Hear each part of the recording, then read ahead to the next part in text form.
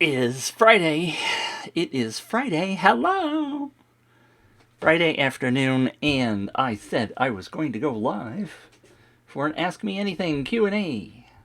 So here I am. It is 3 o'clock Central Time, 4 o'clock Eastern.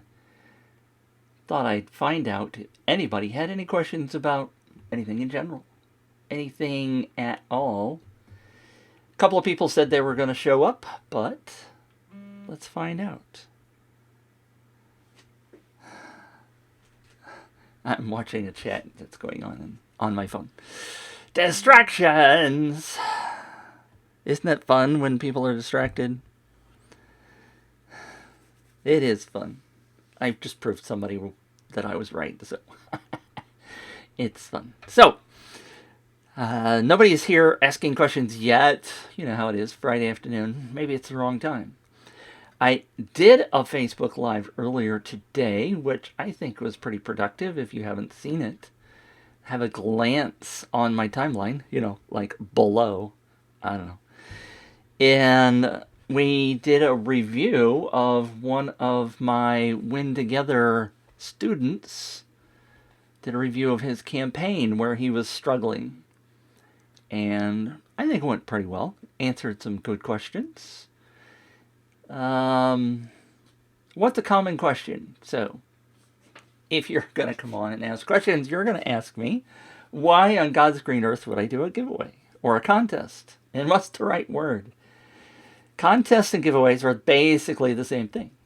In the United States, a contest is defined as something that is judged, like a photo contest. Upload your best photo kind of thing. But what I've discovered is that in the rest of the world, lots of people call a contest or a sweepstakes or a giveaway the same thing. Some people say that a giveaway is something that everybody gets. So that's one way of using the word. I'm not saying that's the wrong way to use the word. It works. But what I am typically talking about is a sweepstakes or a contest or a giveaway that is a random draw prize or prizes. Now, why should you be doing those? And I see people are starting to pop on. Thank you for popping in. This is an Ask Me Anything, so if you have any questions, please go ahead and pop them in. Comment, say hi, let me know you're here. Obviously, you guys know the Facebook agenda is if people comment, then that must mean it's a hot thing, so therefore they share on the timeline with more people. So if you have that just want to say hi, or hello Mitch, or bonjour if you're French, thanks for tuning in. So why should you be running a contest? I hear all the time that contests bring in nothing but garbage leads. Hi Lenny, thanks for popping in and saying hi. I talked to a potential client yesterday, and she has run multiple contests in the past and is looking for someone to do it for her brand. Heather, welcome. Thank you for popping in and commenting. So she has a brand of healthy snacks, and they are looking for somebody to run campaigns. And I said, one of the things she said when she was introducing herself was that they had run contests before and hadn't really thought that they had gotten a lot of excellent emails out of the campaign. And I said, okay, tell me. I mean, there's a common perception that giveaway leads are trash or people only want to win something, right? They don't care about what you're offering, what your brand is. So I said to her, since she's run multiple campaigns in the past, what do you think is the percentage of freebie seekers that came onto your list? And I'm expecting to hear, based on the fact that she said that she didn't think they got the kind of results that she was after, that she was going to say that that number was fairly significant. And let me ask you, see if anybody will comment. What do you think her answer was? Great question. Lenny's asked a question. Let me get to that in just a second. Let me finish asking this one. So she had a number in her head as to what she thought was the percentage of freebie seekers that came onto her campaign, which she said she didn't think went all that great. Lenny, what kind of number do you have? Heather, if you're still here, what kind of number do you think she said? What percent of the people said that she thought were freebie seekers? And is that a bad number or a good number? Nobody? Nobody's going to answer? Maybe there's a big delay. All right, no answers. Nobody's willing to stick their neck out because you know how I will rip you to shreds. Nobody's going to answer. All right, so the answer she gave me, which interestingly enough, I had spoken to a gentleman who runs a contest site, and his number was identical to hers. Lenny says, good. So there must be quite a delay. Lenny said everyone. No, she didn't say everyone. Heather said 80%. Now that would be a bad number. 80% of the people were freebie seekers. Interestingly enough, thank you both for answering. Ring the bell for you for being brave enough to answer, even though Lenny was kind of a joke. Apparently, I do have a big delay. Lenny says, I have a big delay. Okay, well, that's the joy of doing Facebook Lives and trying to ask questions, isn't it? Her answer, by the way, was 20%, which matches what my friend who runs a giveaway site said. He thinks it's only about 20 to 25% of people who enter contests are freebie seekers. Now, that's somebody who actually does them all the time and helps other people run theirs and lists contests for other people. 20% isn't such a bad number. So I was kind of surprised, and I was very pleased that she gave the same answer. All right, so Lenny asked a great question. Any challenges and lessons you've learned from recent clients? That's one of those really, really vague, open-ended questions, isn't it? But it's a good question. Heather says that's not bad at all. So the 20%. Yeah, 20% is not a bad number. And if you can convince those people to leave right away, get them off your list, then you've got a pretty good list, right? Any challenges and lessons learned from recent clients? I've had a lot of challenges. One of them on a business owner basis that I have learned is to get a deposit or maybe 50% of your fee if you're running a campaign for somebody before you run the campaign. Now, it seems kind of obvious on a business basis, and I really don't want to do that. I want to just have people be really happy at the end and be really excited to send me money. But I ran a campaign for a gentleman in April who was actually running it as a campaign for a client, and it turns out that the client didn't pay him, so he didn't pay me, and I'm still fighting with him trying to get that money. I also ran a campaign for a client kind of on a contingency basis that he would get some additional income based on the giveaway, and I agreed to that before we started, which it depends upon the client. But I don't think I don't want to be mean. I'm not mean to him. I'm not saying he's a bad businessman. But I don't know that he is as good as converting the people that he's got on his list.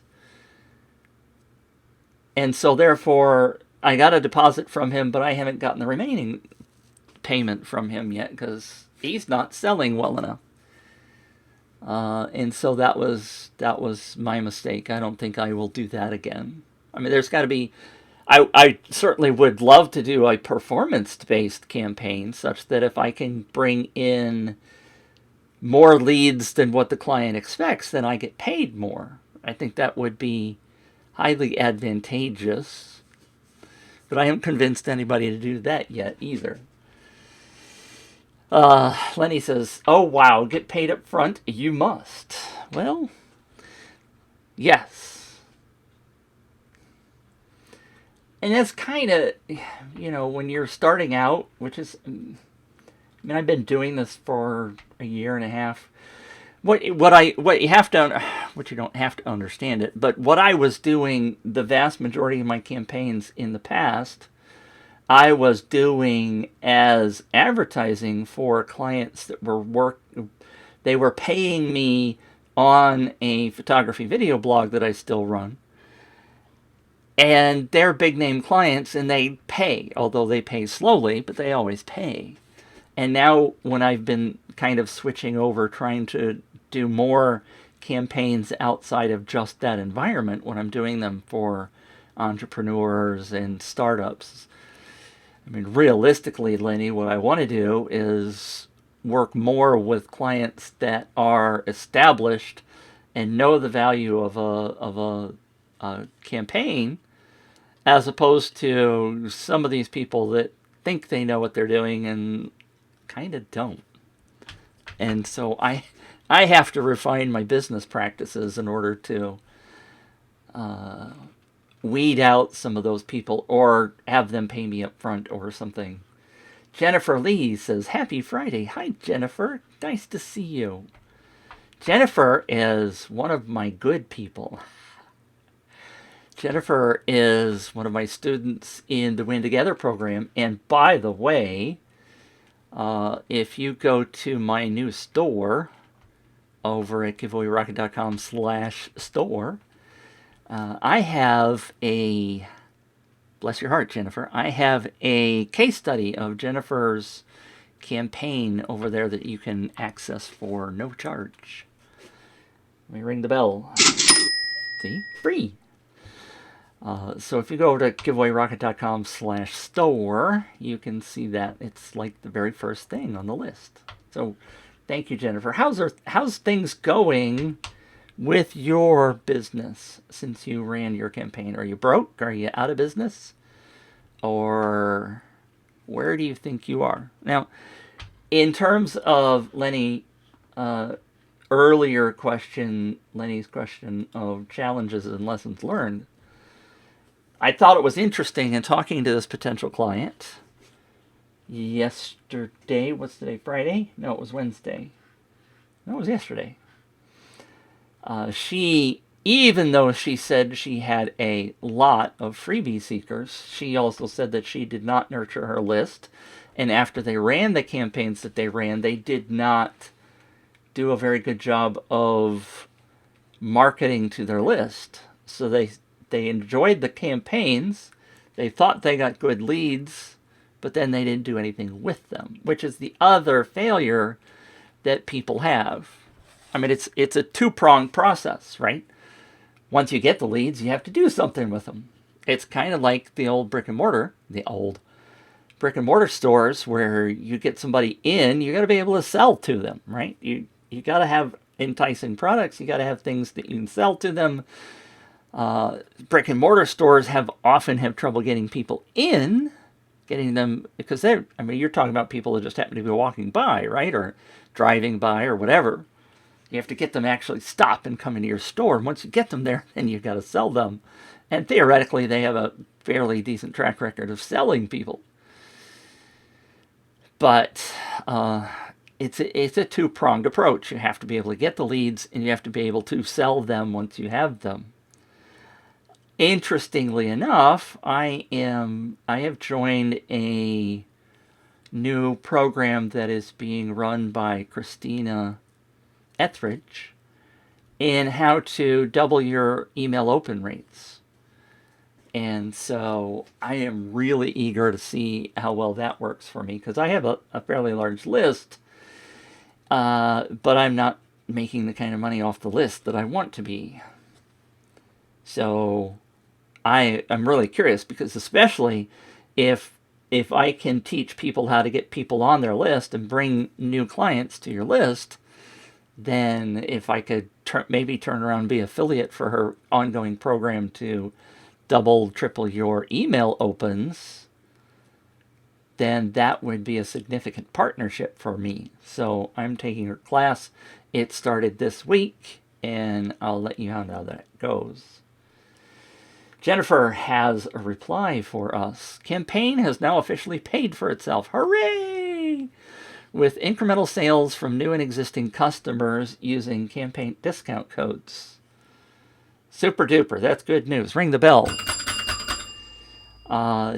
Just so you know, and if you have you should have interest to see the case study. Jennifer's campaign, what she was doing would give away a spool of thread for somebody who brought in leads. So, and Jennifer's in sewing and knitting. I'm sorry, sewing and not so much knitting, right? Sewing is thread. You can explain that. This includes the 3 prizes and the rewards. So that's good. Good news. And again, Jennifer, did you include the price of the Win Together program in there in your estimate? Oh, so she was in my Win Together program. This includes the 3 prizes and rewards. Looking forward to doing another campaign later this year. Brilliant. Thank you for that. A couple of great questions coming in. So let's see. Jennifer says, I would love to hear your experience with Christina. I started to follow her challenge and then got sidetracked. Ha! Squirrel! I am well familiar with that one, Jennifer. I'm hanging my head in shame for getting distracted because that's kind of where things are going in my life. And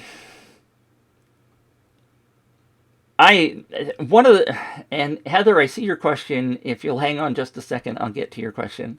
But one of the things that I firmly believe, and I've talked to many experts in the email list building thing, and this is why I really want people to build their email list, is that the marketing experts say you should be able to earn $1 per email per month in your email list. That's a significant number of income. Email is still the number one source of revenue. Statistic after statistic says that email outsells Facebook ads something like 4,000% or 44 to 1, or whichever kind of number you want to look at. So I know we spend a lot of time, and I'm raising my hand because I'm doing a Facebook course right now, building my audience on Facebook, but I'm still not doing my email list very well. So my friend Tobin Slavin has run multiple emails for clients as well as his own, where he was earning $2 and $3 per month per person on his list. Christina says she easily gets way more than that. She didn't give us a number, but she said her $1 per month per email is significant. And so I want to be in that club, right? Steady income from just simply mailing things to my email list. Who doesn't want more money, right? So yes, Jennifer, I will let you know how that goes if I can remember. If you don't, ping me 2 months from now. I'll try to remember to tell you. If you can remember, put a note on your calendar or something and ask me. But I definitely need some additional income from my email list. And I'm getting a phone call from Apple. I think it's a fake. Heather's question. My perception is that contests and giveaways are more effective for businesses that have physical products. Do you find that to be true? Great question. Great question. Because I think the vast majority of people that try to do contests are people that do physical products, or even electronic products like training, etc. For example, Ken, whom I've helped a couple of times on campaigns that he has run, is a business coach. And getting people to sign up for business coaching is a tough sell in the first place.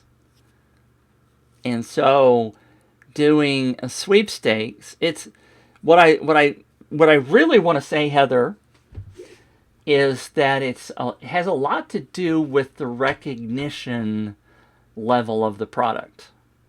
If you want, for fun, go back and watch the Facebook Live I did earlier today. And if you use Chrome, by the way, use Chrome, download Video Speed Controller plugin. And if you'll remind me later, quilting, Jennifer says, yes, that's the word I was after. If you'll remind me later, Video Speed Controller, you can just Google Video Speed Controller. It's fantastic because you can take Facebook recordings, for example, and watch them at 1.5 or 2 speed, and therefore you can get all the value out of it without taking as long. Heather says, I am a coach. Ha! Great. So part of what the contest review I did this morning for Fernando is that he was offering a game, a physical product, but his conversion rate was like 3% on his giveaway. Now, traditionally, my campaigns, and I'm not trying to brag, I'm trying to show you that it's possible, my average is about 33, 34% in terms of a conversion rate. For people that come to the landing page, I will get 33%. I get a third of the people to give up their email address. I think that's if you look at a traditional, like a pop-up or a sale ad or something, the conversion rates on those are typically 2 and 3 and 5%, right? They're pretty freaking low. Some of them are happy to get a 1% conversion rate. So if I can convert somebody hitting my landing page for a giveaway at 33%, I think that's pretty significant, right? So even Fernando's 2%, 3% is a traditional kind of a percentage, but what he's looking for is something more. So the campaign that he's running, he's giving away, I don't know why I air quoted that. He is offering a game because it's in the personal development niche. It's a game that helps you learn more about yourself, and it even has an accountability component and blah, blah, blah. The problem with that is that if you're offering a game of Monopoly versus a game of The Best Me, I think is what it's called, there's no name recognition. People that come to the page say, oh, he's giving away a game. I could play it on Friday night with my friends, right, at a party or something. People are going to go, what's that? And they're going to bounce. So there's an big education component as well as a familiarity component, right? I mean, I've shown multiple times the sweepstakes for a $50 Amazon gift card. They got 20, 30,000 leads off of that because everybody knows what an Amazon gift card is. I still don't think they gave that away. I think they just took the emails and ran. But even if they gave away a $50 Amazon gift card, you might take that. Excuse me while I drink. So, kind of the answer is, it is difficult to do coaching as a giveaway. If you were Jeff Walker and you said, hey, I'm going to give away an hour of my time, who's in? You would get a stink load of people signing up, right? If you're Heather Owen and you say, I'm going to give away an hour of my time, no offense, but people aren't going to be as excited about that because they don't know you. And so typically kind of what I suggest in those kind of environments is to find something, to talk to the people that you typically coach. Maybe you know some of the people. Maybe you know what they would answer. But find something that is very much related to your niche that people understand, and they go, yeah, I want that. And they're willing to give up their email address, number one. And number two, the other difficult side of that is for them to say, hey, I want my friend to come in and join the campaign as well. And I have a whole bunch of strategies to make that happen. Jennifer's example is one of those, right? She gave away, if you brought somebody into your campaign, then she gave away a $5.40 or whatever it was spool of thread for that. So she, in a sense, was buying leads, which is okay, right? We do Facebook ads, we're trying to buy leads. So it's an effective way of making it happen. Obviously, you have to sell more on the back end to make that happen. Coaching's easy because that's just your time. But if you could find a package of something, whether it's a physical product or maybe some books that are in your niche that are very appropriate for what you're doing.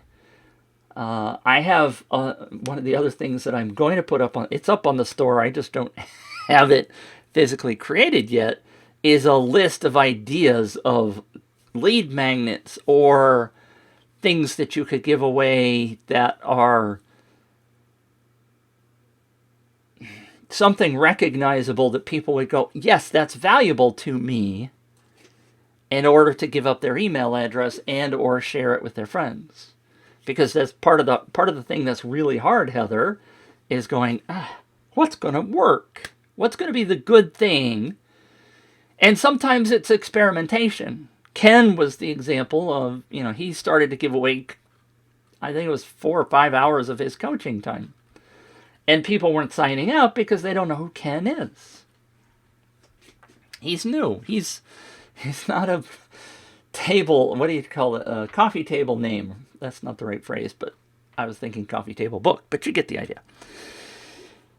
So what you have to do, and if you want to get on the phone or something, or on Zoom, Heather, we can try to work through that, and maybe I can help you come up with some ideas.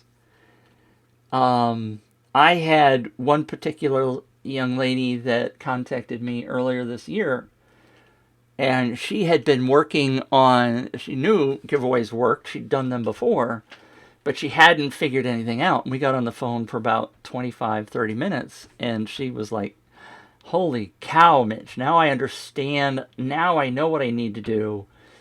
And she was very happy with her results. So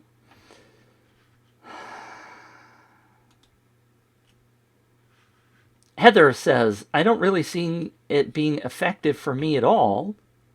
Good, I'm glad you're not offended. I try not to offend people, but sometimes you have to give tough love too, right? My group members are entrepreneurs who might use contests effectively. Yes. There are all kinds of ways of using contests effectively, but most people don't know them, which is why I'm kind of getting in that business of trying to help people understand that that's a great thing that you should be doing. And why do I say that? Studies show, and I can show you one if you want the link, remind me.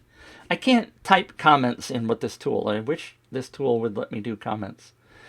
But I have a link to the AppSumo study. AppSumo has a contest tool that it's called King Sumo. And AppSumo looked at contests that they ran for their own business and compared those contests versus regular traditional marketing in their business. And they've got all the stats, right? They can see who ends up buying stuff.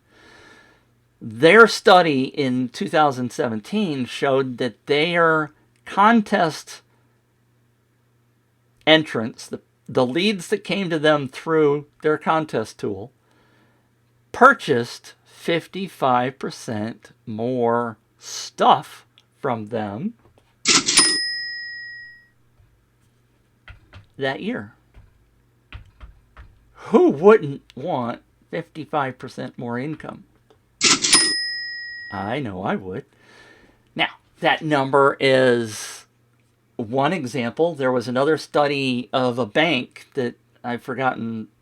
They were doing referral campaigns. They weren't doing a, quote, giveaway. But what we're doing in giveaways is the way we do them. Hey, JT's here. JT showed up. Hooray, JT. Thank you, JT. JT. Whew. JT said, that's a nice stat. And I love your sound effects. I don't have enough of them, by the way. Danger, danger. Danger! JT is in the room. JT and I met just recently at the Tribe Live event with Stu McLaren, which was awesome. Now I've gotten distracted.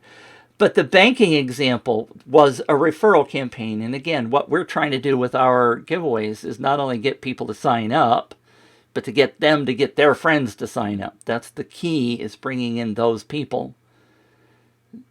Right? That's the thing that we want, because those people are free. Those are absolutely free leads for us. Virtually free. But the banking example showed that when they did referral programs, and the idea here is that if JT recommends to Heather, hey, you really ought to go check out this bank over here and blah, blah, blah, Heather's a lot more likely to take JT's word for it than just any kind of traditional marketing. So referral marketing, people who are using references, referrals, Amazon does it, right? I mean, when you go to Amazon, what do? You scroll down to the bottom and you see what people say. Even though they may be bots or fakers or anything else, you still go look to see what other people say. Those reviews are valuable. So it's, in a sense, a referral. Anyway, the bank found... sorry, something just flashed on my screen. The bank found... Oh, that's a big, long thing. The bank found 25% increased revenue from those referred customers than traditional marketing. So I have two examples, 25% and 50%, 55%. Even if both of them are wrong for your business by a factor of, I don't know, 10. I don't know what the right factor is. Thank you, Heather. Heather has to bolt and she has to run. So thank you for tuning in and asking questions. Much appreciated.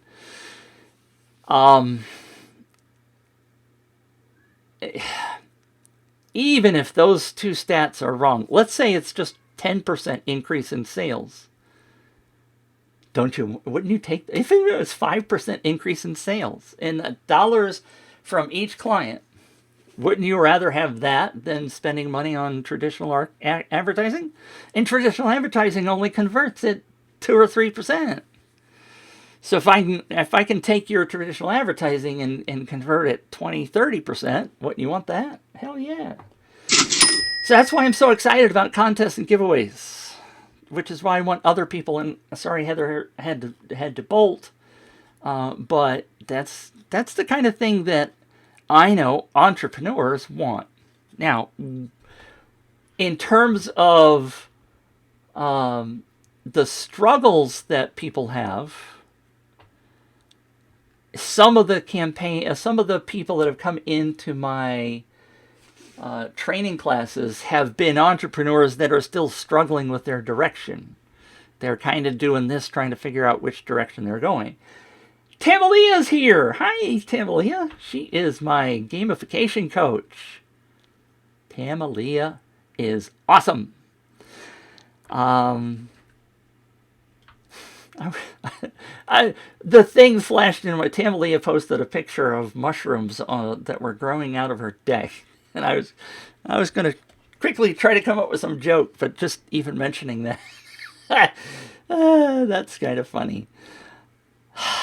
And embarrassing too, right? Sorry, shouldn't have brought that up. The people that have come to me have been... Ken, for example, I love Ken a lot. Talked to him multiple times, helped him out quite a bit. In order to run a contest, you got to have your business really within grasp. You got to know what you're doing. Even Heather a few minutes ago,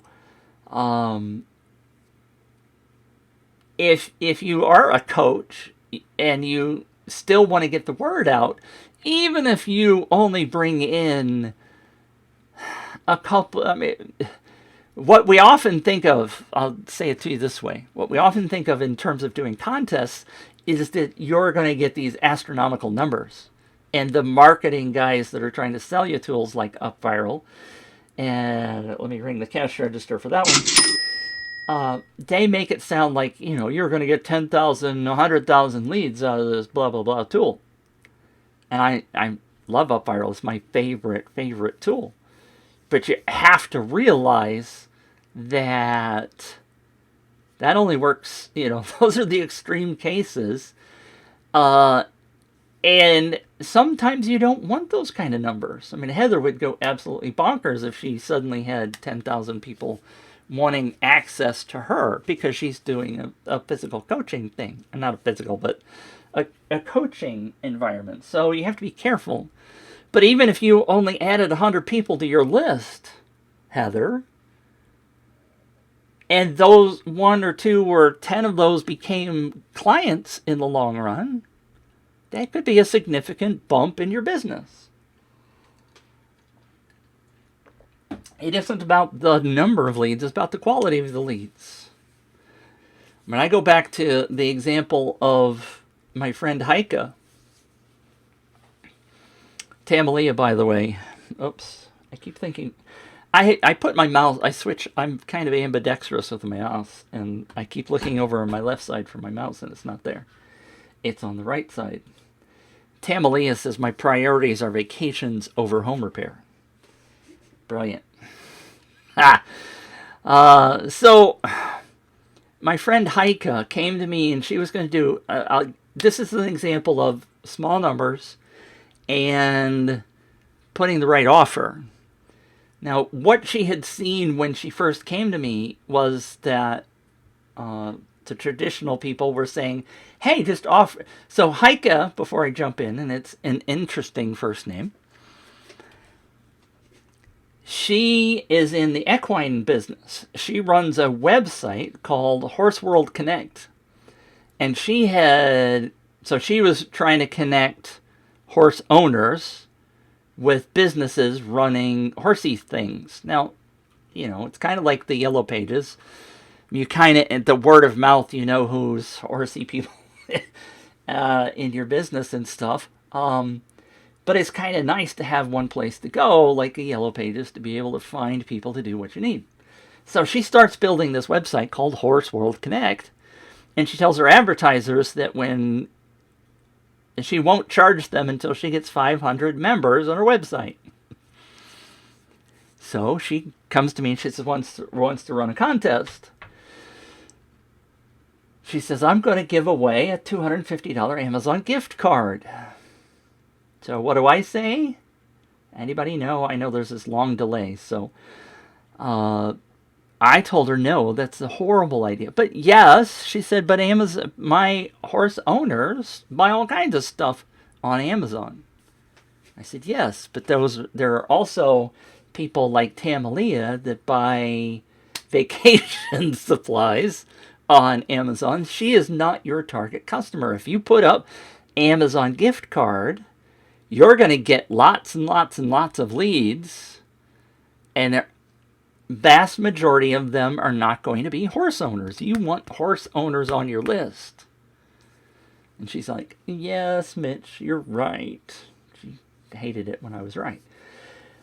However, we came up with the idea of offering a $250 gift card, but what we did was we said to them, put on her contest. She had name, email address, name of your favorite local tack and feed shop, and then the enter button.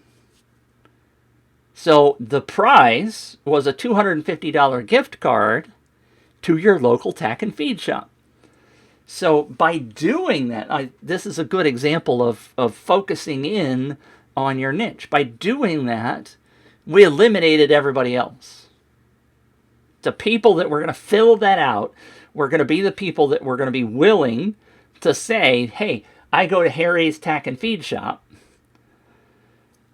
And B, you knew they were horse people.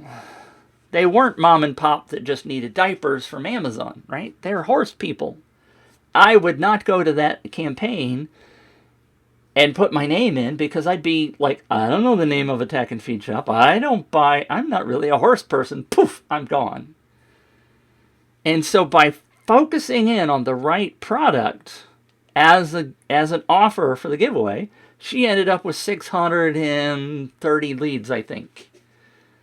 And she, to this day, this was a year and a half ago, to this day, she's running a new contest every month for her horse business. And I think she said last time we talked was earlier this summer or summertime. She had only gotten 2,000 something people on her list. But she knew 100% that every one of those people is a horse person. And that she's having a good success of taking those people and marketing to the advertisers on her website. You don't have to have 10 bazillion leads on your list. You can do really good business with a really small list if you know they're highly targeted people and you work with them and you build a relationship with them and you provide them good information. You don't have to have one of these massive lists. That's why I get really mad. I know there's a particular campaign that Wilco still talks about that in 10 days brought in 230,000 leads. And I keep asking him to stop talking about that campaign because it is such a wild fluke that when you're trying to sell your giveaway software, I would much rather have him talk about businesses that build a solid, really good base of leads than that campaign, because I know that campaign was for cryptocurrency and they were giving away crypto coins. If you brought 5 people to the campaign, they gave you $47 in crypto coins. Now, I don't know whether that crypto coin is making any money or anything. I don't know how that campaign has turned out, but I do know that it was during the height of the cryptocurrency hype, and basically they were buying leads by giving away free money. And I don't think that that's a very good example, because you and I, Tamalia, and Heather, the coach, a few minutes ago, you can't just give away cash. You can't give away stuff like that. I know Jennifer was able to do a giveaway where she sent everybody a free spool of thread in her quilters group. She also had a limit on that.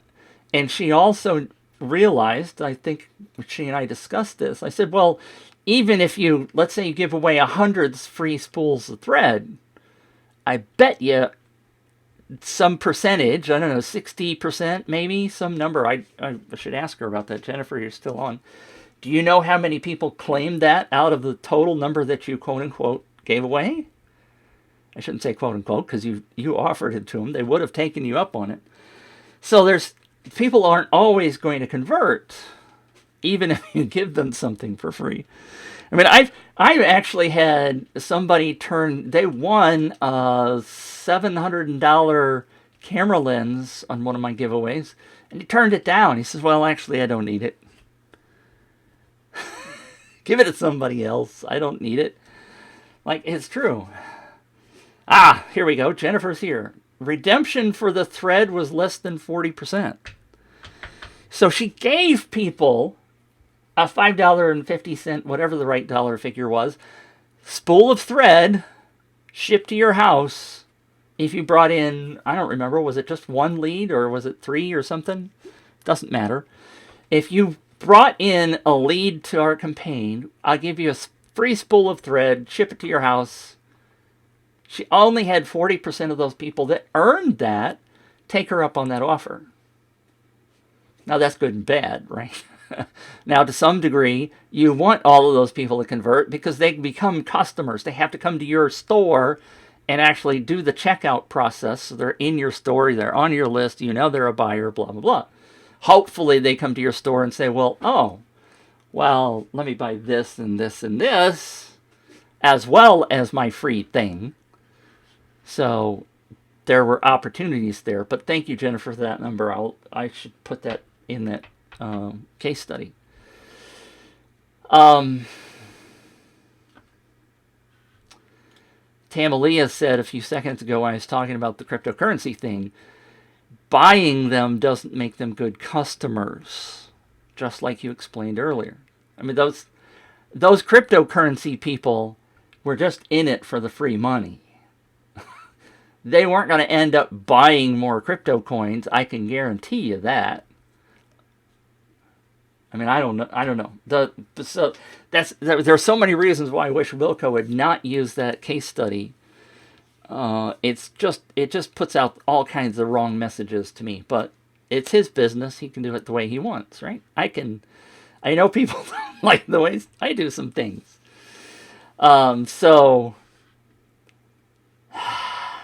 So JT asks this question. JT's a great guy.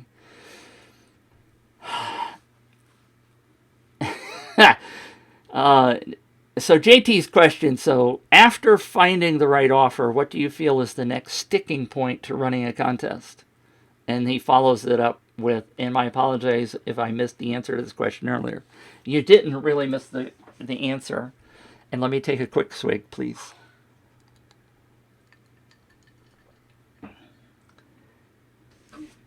I mentioned this yesterday in the call that I did last night.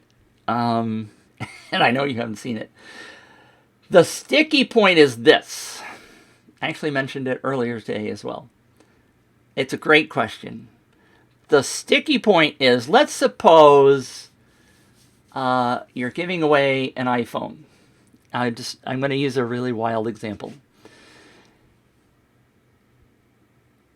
JT, I'm giving away an iPhone. I want one iPhone, and that's it.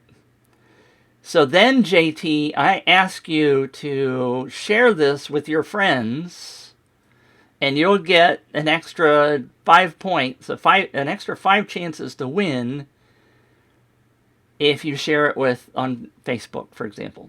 One time, 5 points. Would you do that? And I know there's a delay, so the answer is, and I've surveyed gobs and gobs of people that have entered my campaigns, and the vast majority of them say, heck no. Why is that? The sticky point here is that if you enter a contest to win something that's really, truly lustworthy to you, like, say it's an iPhone, how many people do you want in that contest? You only want one person in that pool. You don't want other people. You're not going to go share it with Betty and Joe and your wife. And you're like, I want to be the only one in this contest.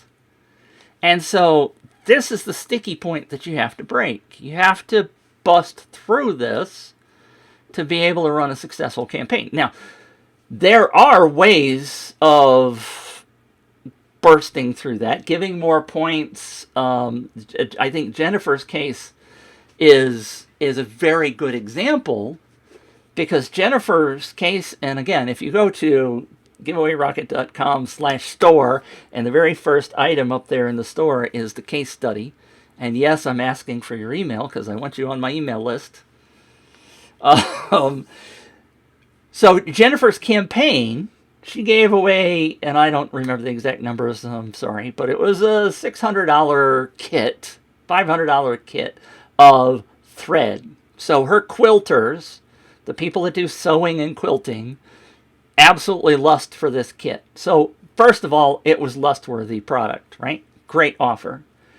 And so in order to break through that, what we did was, Jennifer said, if you get 1, 2, or 3, whatever the number was, some small number of people to sign up for this campaign, I will give you a $5.50 spool of thread. And that is incentive for people to go, oh, now I'm getting something for free. Plus, I get the chance to win that thing. So if I get my friend to sign up, what we typically do is give 20, 5, 10, 20, some larger number of extra chances to win. So if I get JT to sign up, and JT gets his neighbor to sign up, then JT gets an extra 20 chances to win. Plus, in Jennifer's case, he gets a free spool of thread. Now, this is sort of really good incentive, not to mention we, as the contest runner, JT is recommending to people, to his friends, and what, if we go back to the earlier examples of how referrals are more valuable to you than traditional marketing, now we're getting your friends to come into the campaign, and we're getting that boost in authority for our product, our prize, our company, whatever we are. We're getting some loyalty that comes along with JT recommending. We've gotten JT to actually do the recommendation, so we've busted through that hurdle. And now JT's going, well, I got 20 extra chances for Betty showing up. Why don't I go get Paula? Or why don't I go get John or Mitch to sign up, and then I'm going to get 20 every time somebody signs up.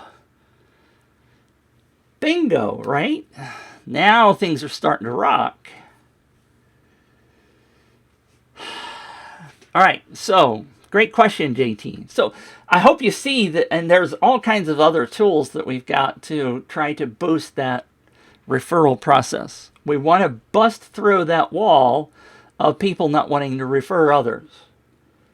Now, I'll tell you before we go farther, you're still only going to get about 30% of the people that will share. The big hunk of people are not going to share.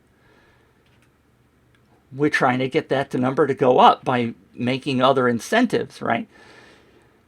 That's okay, because we're still getting, if we're getting better numbers, and when we do get referrals, we're getting more loyal people. So by using those people over and over and over, then we're getting a bigger audience that we wouldn't have gotten to before.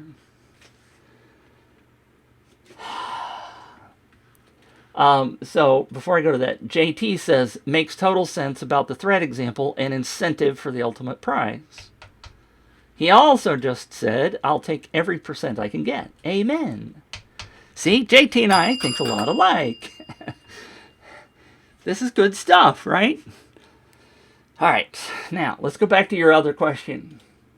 Have you had people give away their $37 tripwire, for example? Now, let's define the word giveaway here again. And JT, I know you came on late, so you missed it. There's two definitions of giveaway in our world. One is commonly used amongst entrepreneurs and information providers, that a giveaway, or often called a tripwire, is a free thing that everybody gets. We're not typically talking about that kind of a giveaway. We're talking about a giveaway where a small number of prizes, whether it's 1, 2, or 5 or 10 or whatever, winners are selected out of a bigger pot, right? So what I'm traditionally talking about a giveaway is not one where everybody gets one. Now, that doesn't mean you can't combine them. You can say, kind of like Jennifer did. I mean, it was in a sense, you can do a giveaway. So let's say you have a $97 product that is your grand prize, and everybody who signs up can get the $37 tripwire. What I would suggest to you, JT, would be that you would incentivize sharing by saying, if they get one friend to sign up, then I'll give you my $37 tripwire. Like Jennifer was doing with the $5 spool of thread. Right? So you're using an asset that has value to it to get people to bring on other friends, because that's what's the gold for you in running a campaign like this. Yes, you can run Facebook ads, and you can run a contest, and you can get lots of direct people into your campaign, highly targeted people. You're, in a sense, really paying for those. What you're doing with the referral process is you're expanding beyond the Facebook marketing, if you go strictly with the Facebook ad idea, and you're bringing in all theoretically extra people into your campaign by offering those additional incentives, etc. Now, it doesn't have to be expensive. Jennifer gave away a $600 box of thread. Pardon me. I know Bradley is in the survival niche. People that are afraid the bomb's going to drop and they're digging holes and living underground.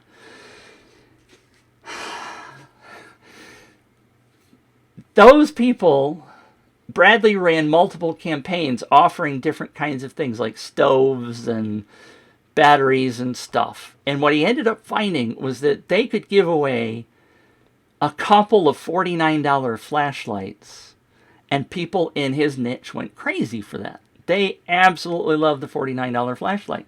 So that was their grand prize.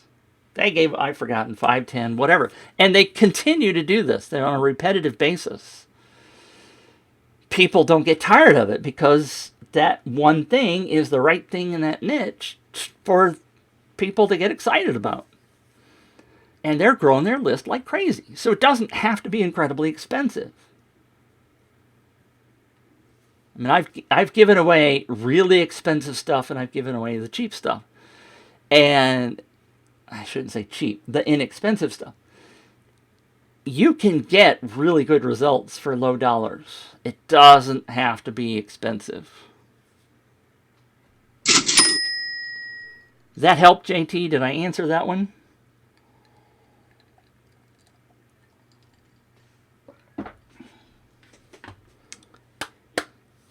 Hey, I don't know if Tamalia is still here, but look what I have on my desk. I have my Tamalia Engaging Gamification player cards right here in front of me. That is something that I got from Tamalia. She does gamification. So one of the things I'm learning about, trying to add more fun and engagement to my campaigns so that people are more interested. I mean, if you think about a contest is fun, right? People love winning free stuff. So why not make it more fun? Here's one for you, Tamalia. Dad, you're always right. Tamalia just said, I love your sound effects. See, I have a whole bunch of these things. Oh, boy! That's my daughter, Victoria. She likes Mickey Mouse. Anyway, hopefully I answered your question earlier, JT. I love this one. I want every percent I can get. We do get fascinated by big numbers. I have a client. I have a large list from the photography business I was talking about before. I actually have two people urging me. I want to. So when you do email lists, one of the things you often do is you go in and you do a little pruning, right? You go in and you take the dead weed out. You take the people that have not opened your emails in a long time, and you just gently, you either send them an email and say, hey, I haven't heard from you in a while, are you still interested? Or you just give them the boot and out they go. I have two people. One of them is my advertising manager, and the other is a company that I run contests for on a regular basis who tells me, don't trim your list down. My clients want to see that big frickin' number. And I'm like, but nobody opens. Out of that big number, I've got probably 33% that have not opened an email from me in 2 years. This goes back to the big number story, right? I don't like that big number anymore. It's sexy. I can, say I got 47,000 people on my list. But if I don't have but 17 or 20,000 of them opening, what good is that hunk of big number? Well, my advertising manager says, well, I can charge to rent your list. Yeah, but it's a lie. I don't like it. The other one that I run contests for, she's the marketing manager, and she says, well, if I tell my boss that you have 47,000 people on your list, then I can charge more. I can pay you more, Mitch, for running the contest. I'm like, That's not fair, because I know those people aren't opening. They're not valid people. And so at the end of this month, I'm trimming my list down. I'm going with Christina, and we're going to trim that sucker down, because I want successful open rates. Part of the story in email, which is way down the topic line. But if you continuously send emails from your email provider and you get really low open rates, guess what? The email provider says, he's not doing so well, so we're not going to send out some of his, they'll send it out, but Gmail and places like that see low open rates and they stop putting it in front of people, and they'll put stuff that gets opened a lot. So I want to go down the path where I get more opens. That's the way I want to go, because I want more success with my list than just this big number. The big number is not important. What's important is how many people are buying. All right, so we are 1 hour into this. I love chatting about this stuff. You guys can tell I get kind of wound up about it. Does anybody have any questions of those of you who are with us? And I did an hour and 45 minutes the other day. I'll keep talking if you keep asking questions, because I really, really love this topic. You can tell. Happy to help you understand what's going on. I love this topic. It's engaging, which is also why I've connected with Tamalia, because Tamalia's... I'm laughing because I'm in her class, but I haven't really participated. You know how those, sometimes you get distracted, and I need to get back on that, because that's a significant portion of what I want to do. If I can make my contests more engaging, if I can get people to participate more, then my results are going to be better, my clients are going to be happier, and everybody's going to be happier in the long run. JT, thank you so much. Say hi to your wife, although I didn't get to meet her. Wife just got home, so I will be watching it on the replay. You do a great job talking about this stuff. Thank you very much, JT. I appreciate you too. JT is, you talk about animated. Boy, JT is a fireball. Love JT. Lots of fun working with him. So if you guys have any questions, if you have anything you want me to talk about, let me know quickly, because I know there's this delay going on. But otherwise, I know it's Friday. I know Tamalia is getting ready to have, maybe, I haven't seen you talk about it. There's probably not a triathlon this week, right? Tamalia's husband is a triathlete, which I think is astounding. I just cannot comprehend. Thanks, JT. I mean, part of it is I'm 62, and my knee doesn't work anymore, so any kind of running is just like, no, that's not happening. Much less a triathlon. Tamalia says no, not now. Thank God. It's fun to watch Tamalia talk about the preparations, and she gamifies races for him. That's kind of funny. I wish. She posted some images, I think it was last weekend, the weekend before, from her trying to encourage her husband. So she says, off season now. All right.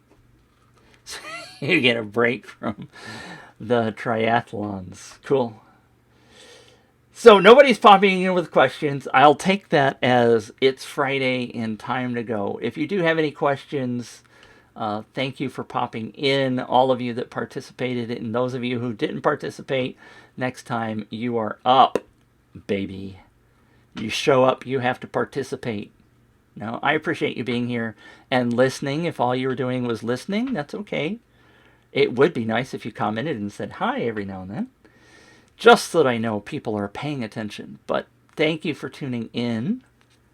Tamalia, thank you for being here. Thank you for encouraging me to do more gamification in my campaigns, and I will be teaching other people how to do that as time goes forward.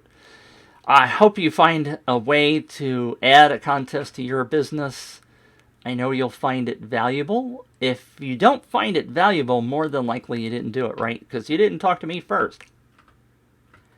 So, I think it was a very nice afternoon.